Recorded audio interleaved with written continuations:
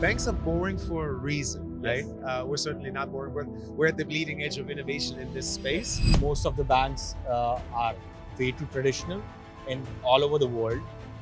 But Dubai is a place where they want to innovate on the first hand. Bank enters this market because bank is very established and government connected body. How do you see the future of digital assets?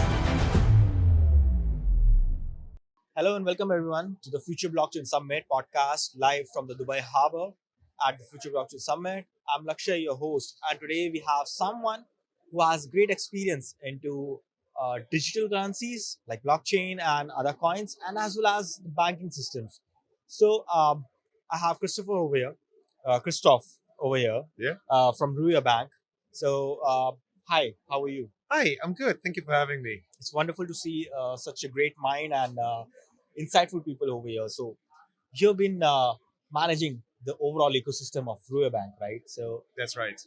how do you make it happen, like blockchain and banking system all inclusive into one ecosystem? All right. So maybe let me back up half a step and tell you a bit about who we are and what we're doing and why we think this is an exciting space to be in. So RUYA is a digital Islamic bank. We set up in April 2024, so just about 18 months ago. And we've onboarded just over 100,000 customers in the UAE in those 18 months. So fair to say that it's going well and customers have adopted this very nicely.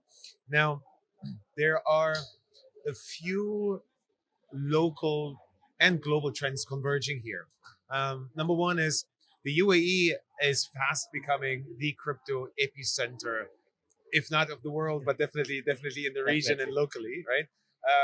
His Highness Sheikh Mohammed bin Rashid Al Maktoum just yesterday, I think, tweeted that Dubai has clocked up 2.5 trillion dirhams worth of transaction volume in 2025 alone, and this is just across the 40 licensed virtual asset service providers or WASPs in the UAE, licensed under VARA. 2.5 trillion dirhams since the beginning of the year, and I have it on good authority that right now, as we speak, they're crossing 1 trillion dirhams of transaction volume in a month. So that 2.5 trillion since the beginning of the year, and now we're going at a velocity of 1 trillion a month. So that tells you something about the speed and pace and impact of the crypto ecosystem moving in the UAE. And number two is the UAE, Dubai and the UAE specifically are a fintech epicenter. Right? Yes. The DIFC, which is the Dubai International Financial Center, alone wants to onboard 100,000 fintechs. Right, Yes. and we were just earlier today with representatives of some of the regulators in the UAE, and they're actively supporting this and pushing this ecosystem, saying that currently we have about 1,200 fintechs licensed, and I'm only talking about the licensed fintechs, not the unlicensed technology providers, but licensed fintech providers. There's about 1,200 of them in the UAE at the moment, and I want to go to a couple of thousand more by the end of the year, and then moving long term to 100,000. So there are two mega trends here that are converging in the UAE and in the region. So for us, as a digital Islamic bank, what we've decided to do is to enable this ecosystem and empower this ecosystem, supporting these companies with embedded finance and banking as a service. And making these two ships in a single row, right? Right. The digital assets, I've been into market for a long time, but banks working on them is something that is quite new, and I think it's the best way because most of the banks are way too traditional in all over the world.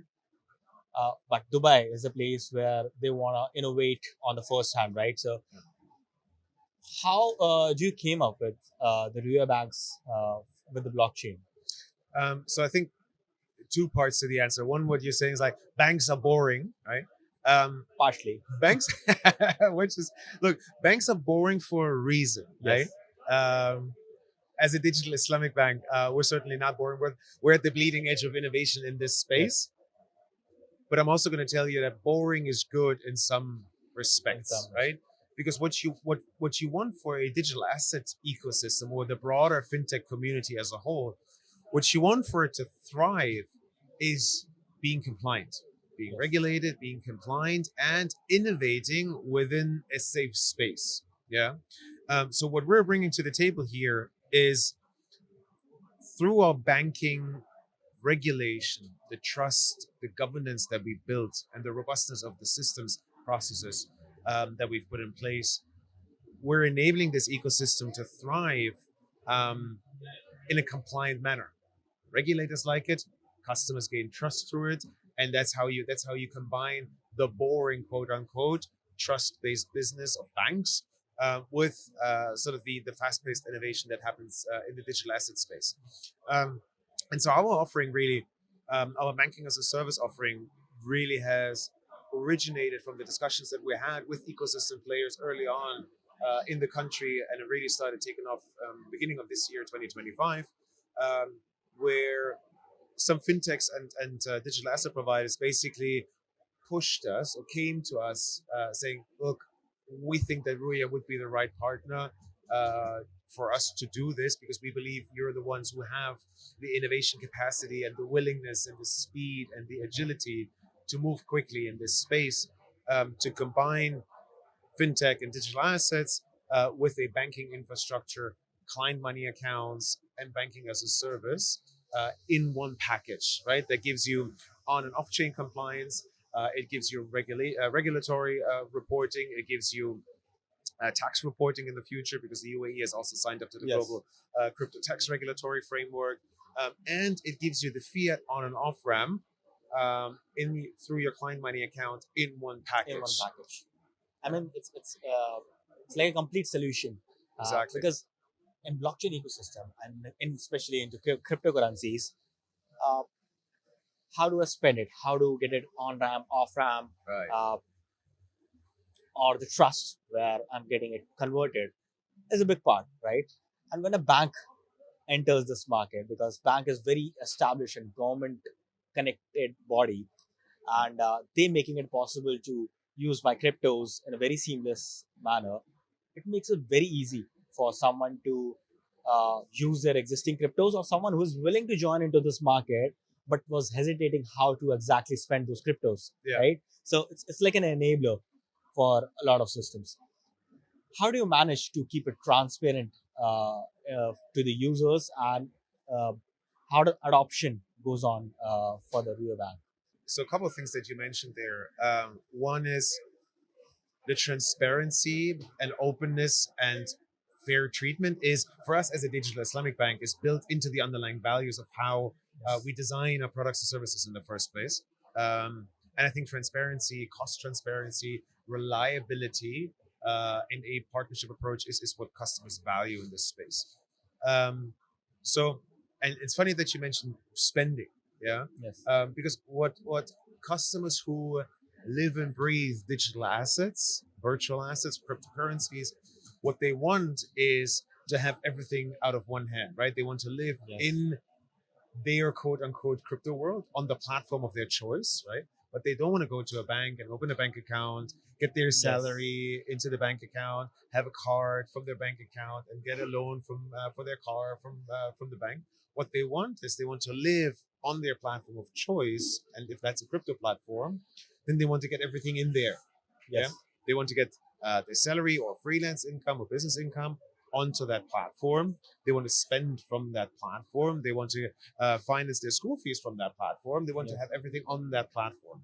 And that's exactly what we're giving them by giving the licensed exchanges or virtual asset service providers or WASPs that are licensed here by VARA, by giving them our banking as a service offering.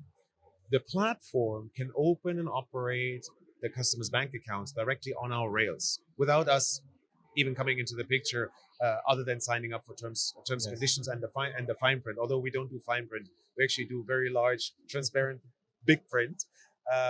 But other than that, we are an invisible infrastructure provider at the back, so that customers can then just take their debit card that is co-branded or white labeled of exchange XYZ, yeah, and just go to Starbucks around the corner and buy their coffee, and if they don't have enough dirhams in their bank account, it automatically off-ramps from their stablecoin connected wallet.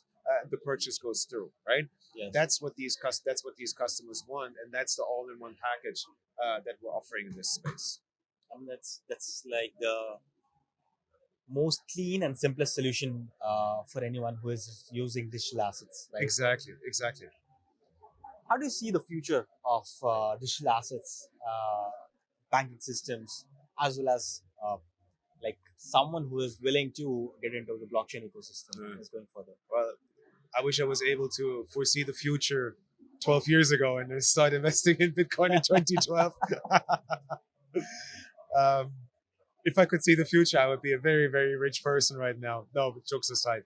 I think we're going to see widespread adoption, specifically of stablecoins, and not just in retail markets, but in institutional markets. Couple of use cases that I think are particularly important in this part of the world, in the UAE, is obviously remittances. Yeah, we have a large part of an expatriate population in the country, and businesses, both all the way from multinationals all the way down to freelancers, startups, SMEs that are set up here, who are very, very heavily relying on remittances, both inward and outward. So I think stable coins for remittances is a use case that we're going to see massive adoption on. When you look at the current total global money supply, it's about $100 trillion, give or take, depending on which statistic you look at. And the current stablecoin volume, not the transaction volume, but the supply of stablecoins, somewhere between 250 to 300 billion dollars. So that's less than 0.3% of the total current money supply is in stablecoins. So you have a long runway to go for that money to be on-ramped onto stablecoins and then be used for cross-border remittances, for example. Two is, as I said, specifically for digital asset providers, crypto exchanges, the ability to use stablecoins as a fiat equivalent for customers to be able to spend day-to-day in their day-to-day lives. Tokenization of real-world assets is going to see widespread adoption, in our opinion, specifically around real estate in this part of the world, but also fractionalized and tokenized sukuk is something that we're very excited about, and other investment products as well, including gold and physical commodities. So I think we're going to see more widespread adoption of digital assets, specifically in an institutional and an SME context, which is going to make this space all the more interesting and impactful, because volumes are going to grow exponentially. Yes. And with adoption driving volumes, the entire ecosystem is going to adapt to this space. I mean, thank you so much for that wonderful insight and the ideas that you shared with us. It was wonderful talking to you, Christoph, and thank you so much for having us here. Thank you very much. It's been a pleasure being here, and all the best. Thank you so much. Thank you.